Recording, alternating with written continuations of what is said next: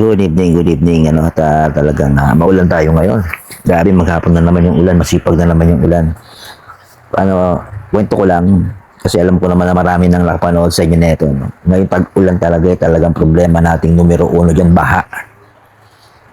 Yung mga ating mga dadaan ng talaga naman nag-uumapaw at nakatalagang lubog ang ating mga kabahayan. At dahil dyan, ano, meron ako napanood ng isang viral ngayon sa social media. At marami nagtatanong kung paano raw gawin yung bagay na yun. At malamang napanood nyo na rin.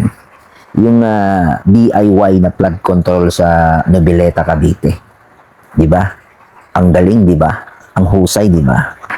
Yung flood control sa Cavite na yun, gawa lang ng mga residente ng nasabing lugar ng Noveleta. Actually, nadadaanan ko yun eh. Yung ilog kasi na yun talaga, umaapaw yun. Yung huling dumaan ako doon, may bagyo din.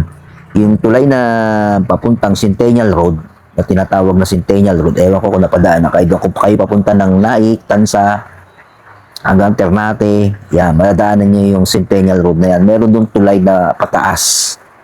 Yan. Pagdating doon sa may Binakayan, paglampas yun ng Binakayan, pag diniretso nyo yun, meron doon tulay.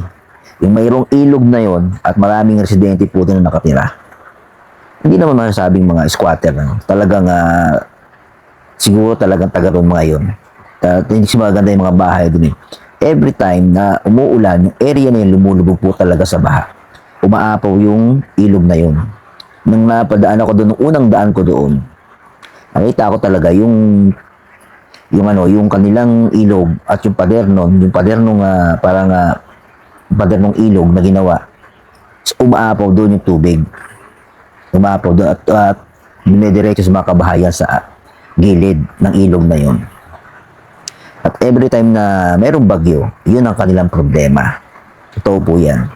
Kasi nauwi ako ng Naik, minsan pag bagyo, dumadaan ako, nakamotor ako doon, namumotor ako, hindi ako magamit ng 4 wheels kasi alam kong bumabaha yung area na yun. Yung huling punta ko doon na mayroong bagyo, may napadaan ako doon na may bagyo noon, dalawang sasakyan lumubog doon, nasira. Sa may tulay na yung pagbaba ng tulay. At yung mga sasakyan ng mga residente doon, inaakyat nila. Minsan yung mga sasakyan ng mga residente, may mga kaya din eh. Inaakyat nila sa babaw ng tulay. Kaya minsan, kapag malakas ang tubig doon, nagkukos talaga ng traffic doon. Napupuno yung tulay na yon hanggang doon sa may highway, hanggang doon sa may, tawag doon, Kalayaan ba yun? Hanggang doon, napupuno yan ng mga sasakyan ng mga residente doon. Binabaha yun. Kaya alam ko yung area ng Noveleta na yan, binabaha ng dahil sa ilog na umaapaw. Tuwing bagyo yan ang kanilang nararanasan. At talaga namang kakaawa-awa, kawawa yung mga residente ron. Kaya naman, itong napanood ko naman talaga nakakabilib. Parang sinampal dito yung gobyerno eh.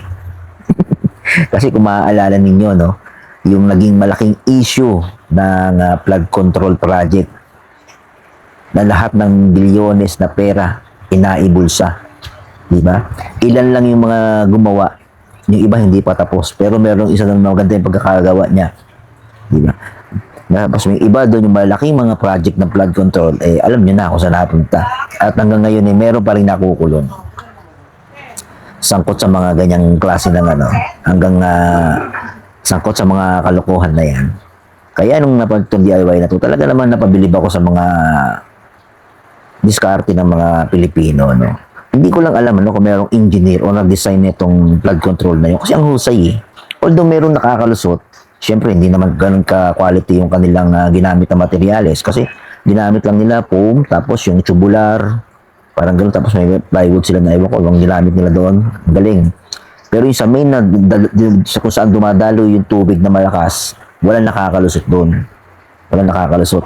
Tapos yung sa aming tubig na dumadaan, doon sa may parting likod, siguro may open pa doon sa unahan.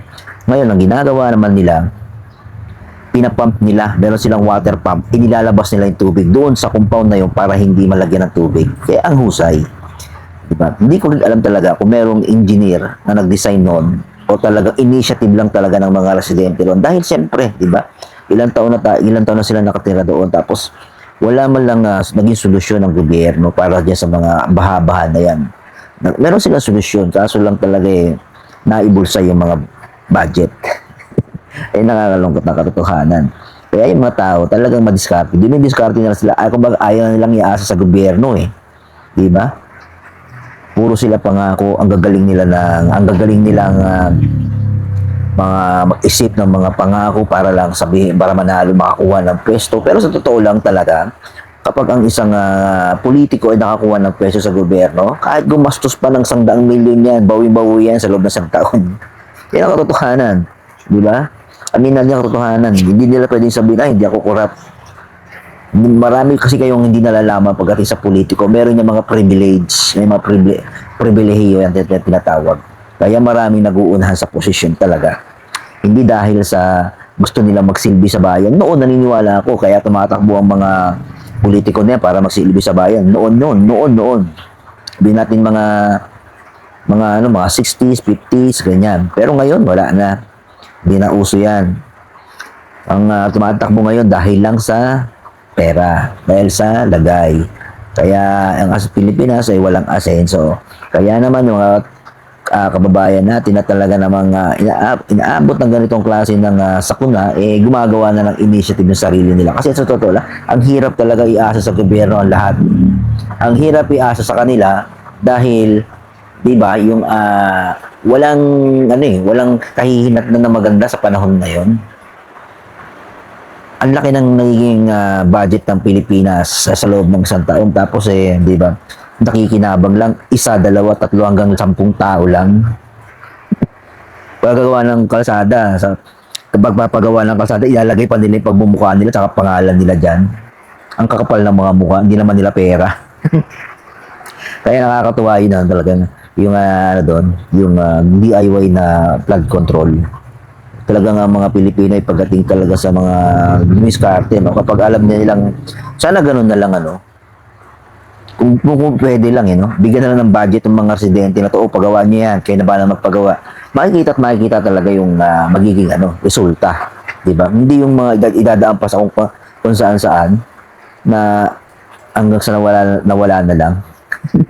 Diba yung DIY na yun? Ang husay ng pagkakagawa. Isipin mo 6 feet yung taas ng tubig. Hindi man lang pinasok yung kanilang loob, yung kanilang compound na yung kanilang lugar na yun. Diba? Ganon kahusay talaga. Kaya nga, mahuhusay talaga ng mga Pilipino, kaso lang talaga hindi binibigyan ng pagkakataon ng gobyerno mismo natin ang problema. Ang gobyerno natin. Yan talaga ang maunlad ng Pilipinas kung gusto tutusin sa laki ng budget Kaya kung mapapansin niyo lahat ng mga politiko, presidente at tumatakbo, lahat saan nakapokus? Dito lang sa Metro Manila. Bakit hindi nila bigyang pansin yung mga nasa probinsya, malalayong probinsya, nang sagay umunlad din yan? Kasi once ang umunlad yan, mas lalaki pa yung magiging kita ng gobyerno. Mas lalaki pa yung hawak na budget ng gobyerno sa oras na mabigyan ng pagkakataon yung mga probinsya. Napakaraming probinsya na hanggang ngayon nananatiling lugmok pa rin sa kahirapan. Lahat kasi nakapokus sa Metro Manila. Kaya kung mapapansin niyo lahat ng mga tao na pupuntahan sa Metro Manila, di ba? Ang sikip na ng Metro Manila, panay na ang baha, puro development. Ano nangyayari? Sobrang development. Siksikan. Sobrang siksikan yung tubig. Halos wala nang madaanan. Saan dadaan yan? Yan, sa kalsada. Yan na lang yung bakante, kalsada Drainage system natin, hindi naman kaya. Dahil nga na sinabi ko, nung nakaraang videos ko, yung drainage system ng Metro Manila, napakaliliit. Hindi man lang magkasya ang isang tao. Diba? Pahirapan. Pero kung yan ay nagawa ng paraan, katulad ng ginawa ng BGC, kung papasin nyo, yung drainage system nila, kaya hindi sila binabaha kasi inunaw muna nila yung drainage system bago sila nagpatay ng mga gusali. Sa Quezon City, tingnan ninyo, hindi na meron ng area na hindi binabaha. Bakit? Naglalagay din sila ng parang doon na naiipon na naiimbak yung mga tubig. Sa may basketball court na malaking parang tangke sa ilalim ng basketball court, di ba? Initiative ng barangay lang din yun. Di ba walang suporta ng national government? Di ba ang Pilipino mahuhusay tutusin Kung bibigyan nila ng pagkakataon, kaso lang kasi hindi nila binibigyan ng pagkakataon. Paano kasi? Ang focus nila doon sa budget na ilalabas. Magkano lang yung ginastos ng mga taga Quezon City doon? Meron bang bilyon? O di ba nagawa nila ng solusyon ng baha sa kanila? Sa Noveleta, DIY flood control, Magkano lang binudget doon? Meron bang 1 bilyon? Di ba? Di ba? Ganun lang dapat. Ganun dapat eh. Sa tutusin, hindi naman talaga mahal. Nagmamahal lang yan. Dahil, nagmamahal ang mga proyekto ng gobyerno dahil sa pirma. Ito po yan. Isang pirma, meron niya 10 milyon. Pirma na ganito ni director, pirma na ganito ni congressman, kung man yan. May presyo po yan. Kaya nagmamahal yan. Kaya pagdating doon sa sa contractor, wala. Sakto na lang para sa low quality na materials. Kaya napapansin nyo, di ba? May mga proyekto na bumibigay. Tingnan nyo ngayon sa Marikina. Sino humawak ng flood control sa Marikina? Hapon.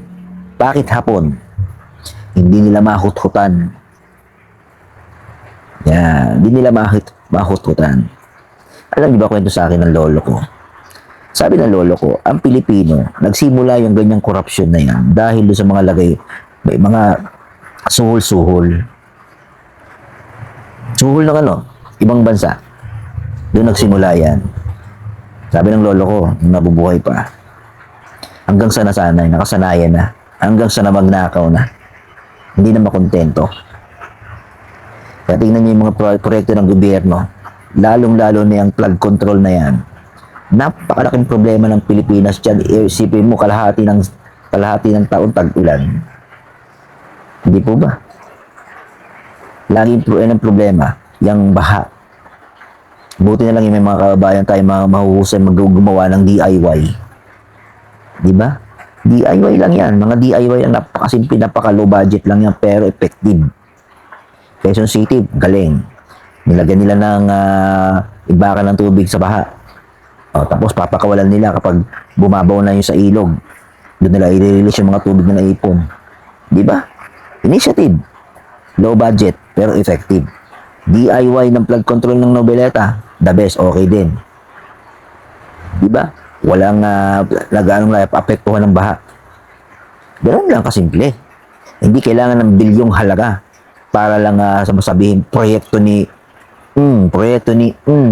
picture. Diba? Sana ganun lang. Kaya nakakatuwa, nakaka-proud yung mga Pilipinong merong initiative, ang dumiskarte. Sa totoo lang. Salamat talaga sa mga ganyang klase ng Pilipino. At tanginan yung mga nasa gobyerno kayo. Mga magnanakaw kayo. Sorry to say. Pero sa pool. Thank you.